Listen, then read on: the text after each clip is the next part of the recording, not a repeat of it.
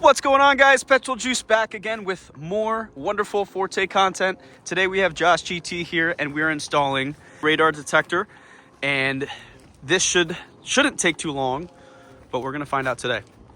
In order to install a radar detector, I will include a picture of what we are using right here because he bought it himself and I'm just helping him install it.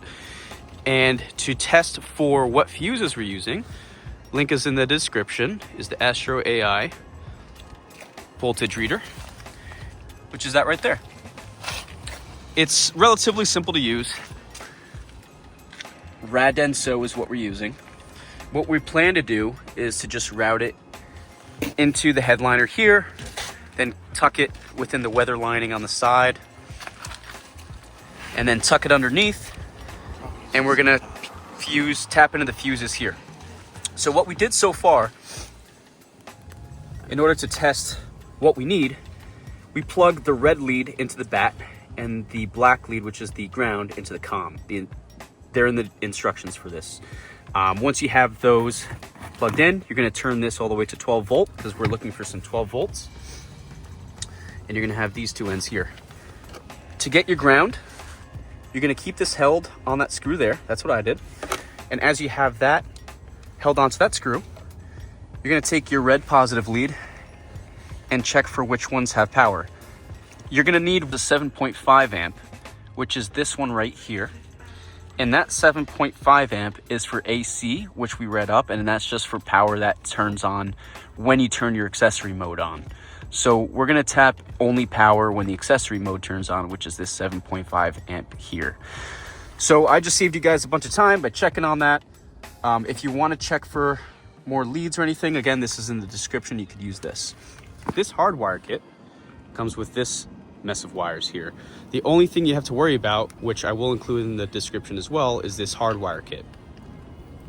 One is going to be plugged into a accessory fuse, which is the one that I pointed out before.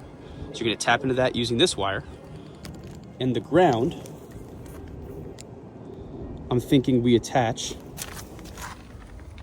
to that screw down there to make sure we're in constant ground 24/7. So we're gonna go ahead and do that. And once we do, we're gonna snake all that wiring, tuck it in using some tape, zip ties, and we're gonna put all of that tucked in. We might have to remove the panels, but we'll try to tuck it in, make it look clean, and plug it into the dash cam there. Pretty self-explanatory. All right, guys, so what we did was, this is the negative wire. We removed that circle tip by just cutting off the wire, and then I stripped the covering of the wire so we have exposed negative ground. What I did was I removed that screw there.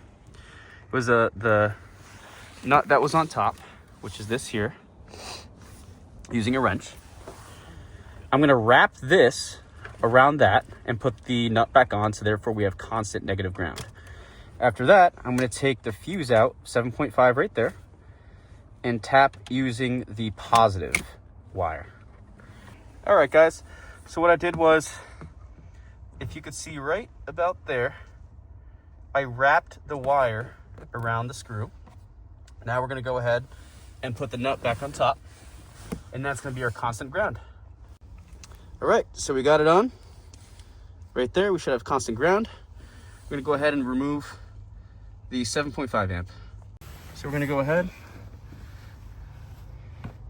use any pry tool you have, just as so.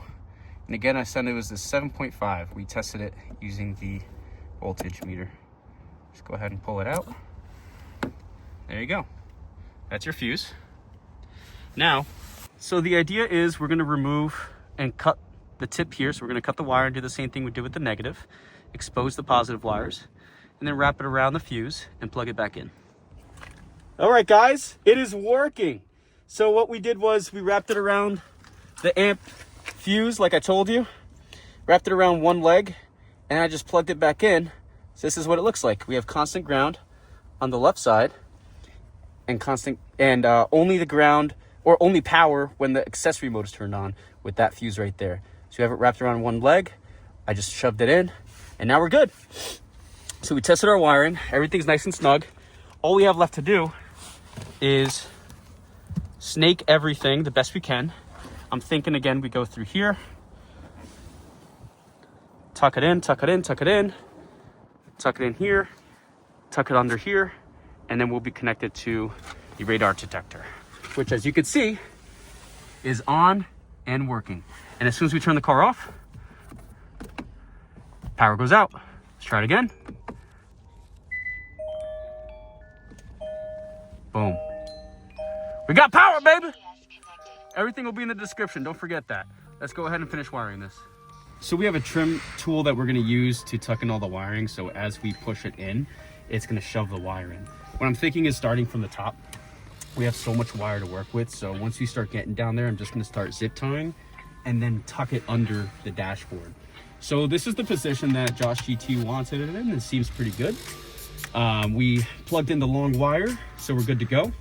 And we're just gonna start tucking right into here, into the weather stripping until we get all the way to the bottom. So let's just get to work. It's nice and easy.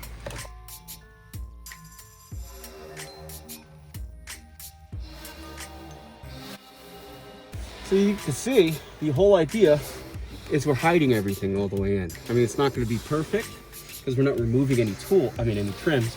That's the whole point, right? You can make it perfect if you want, but we all know I'm lazy and we're not gonna do that. The weather stripping you could actually take out fully, but we're not gonna do that today.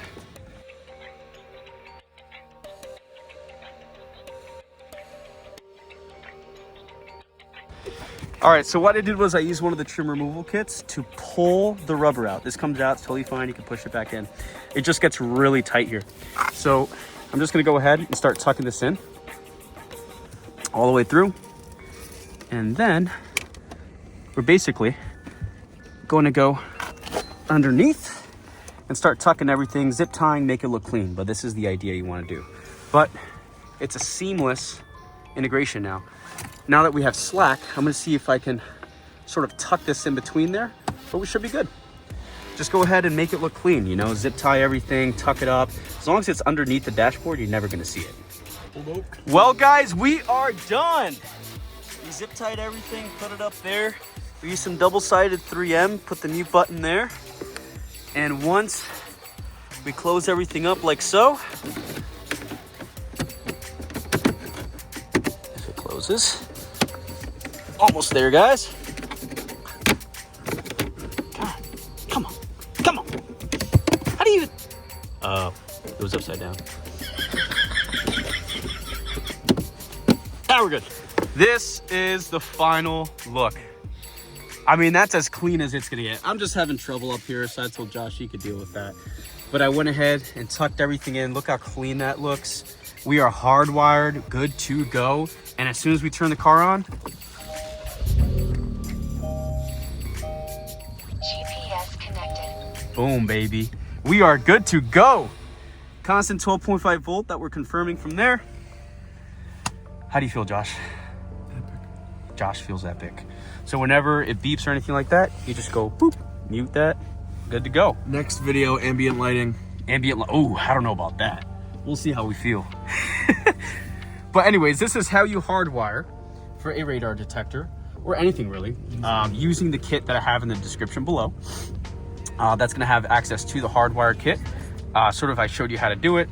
Not really on camera, but I explained it to you. Wrap it around the wires, wrap it in the ground. You don't need to remove anything pretty much, unless if you have patience. I tried to have patience today and it worked. So we are good to go. If you guys have any questions, let me know in the description below. Again, all the links are down there if you want to use what we use.